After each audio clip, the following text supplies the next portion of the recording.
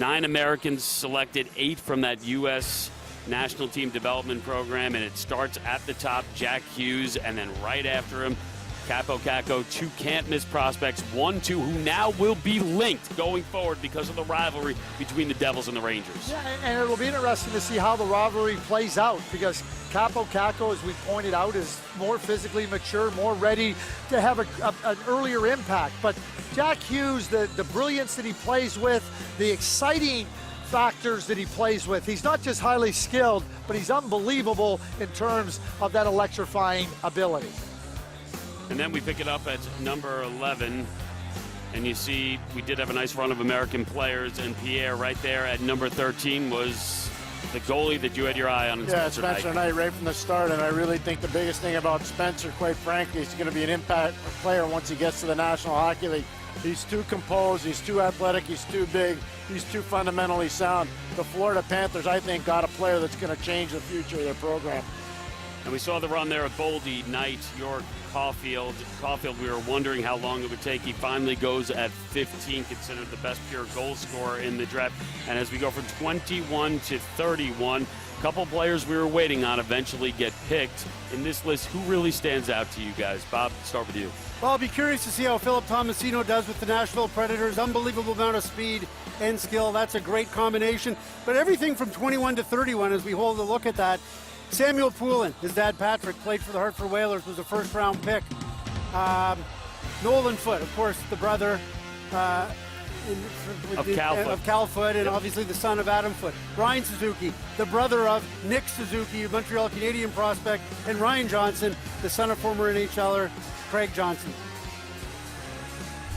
And as we talk about the big night for the U.S. and you talk about families, we got to go to the first family, essentially, of American hockey right now, and that's the Hughes family.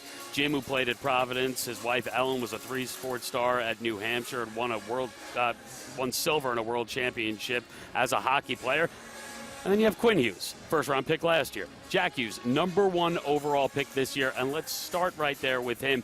The Devils and Devils fans, how excited should they be about Jack Hughes, and what can he bring to that team? They should be extremely excited because he's an exciting player.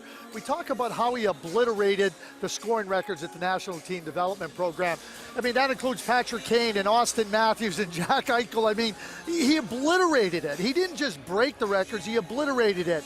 And he's got a deep well of competitive fire in him, and he wants to be a difference maker in the game. You know, we showed at the beginning him sitting out that game against Canada at the World Championships. Jack told me at the Combine he was really, really bothered by that. But he said, I realized once I got back into the lineup and played against Russia that I wasn't going to be able to play at that level if I hadn't gotten a little bit of rest. He'd played at the U18, come back to the USA, and went back there. So, to me, you are getting a player that not only is going to produce at an elite offensive level, he is going to be an electrifying player for the Devils. And of course, we see the trademark colors of the Little Caesars. I'm not even sure what that's orange and is it teal, I guess? Orange and teal. Luke Hughes, 2021 draft eligible. So as you said, there's a new first family of American hockey. Yeah, we get a break next year from the Hughes because Luke's not eligible. It won't be that long, and we'll have another Hughes in there as Luke will be eligible in 2021. But really, Jack Hughes was just the start. A major night for American hockey and an incredible night for one team, that U.S. National Team Development Program. Yeah, and it's about skill. It's about determination, their unity, how unified they are. You practice best on best all the time. These guys got better in a hurry. They deserve a lot of credit. I think about Matt Boldy. A year ago, you weren't saying Matt Boldy was a first-round pick. Well, Matt Boldy was a 12th overall pick with Minnesota.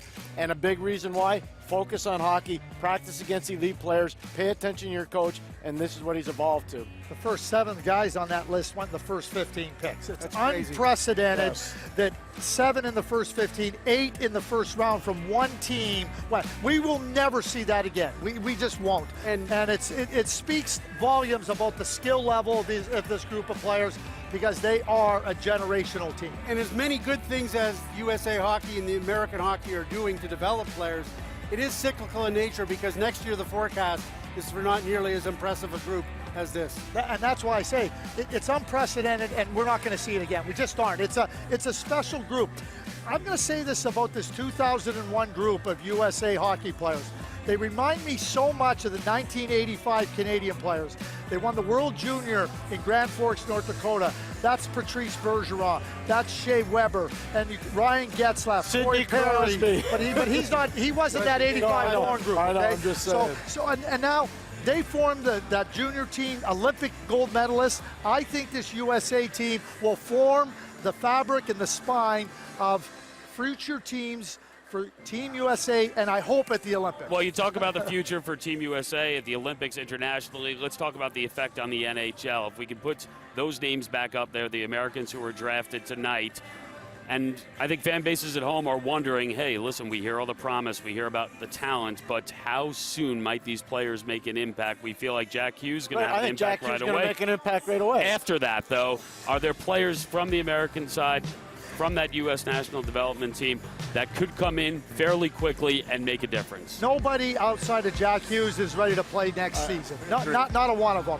And Alex Turcotte, depending on where his development goes, and then after that, it's 2 years and 3 in the case of some other ones. But, you know, outside of Alex Turcotte in a year, the rest of them are at least 2 years away. I would agree with that. We've seen a lot tonight, Bob. One thing we didn't see a lot of was transactions. It's usually deals, people trying to make trades. We saw one transaction, not the sexiest. Philadelphia and Arizona trading picks. Philadelphia trading out of the 11th spot to get to the 14th and giving up the 45th in the process. But that's really it. Why do you think we saw a lack of movement? And as you look at David Poile here, there are big questions around PK Subban. There are, and it would not surprise me in the least if those two gentlemen, David Poile and Kyle Dubas, general manager of Nashville, general manager of the Toronto Maple Leafs, are talking about PK Subban. PK Subban is one of the players that Toronto is in on. I think there's lots of talk. It didn't happen here, but there's still a chance between now and July 1st for there to be significant transactions in the NHL. See, the perfect ending. You wrap things up by giving us something to look forward to, Bob. As always, pleasure working with all of you gentlemen. We're out of time. For exclusive draft coverage and other original hockey content, visit NBCSports.com/NHL or our YouTube channel.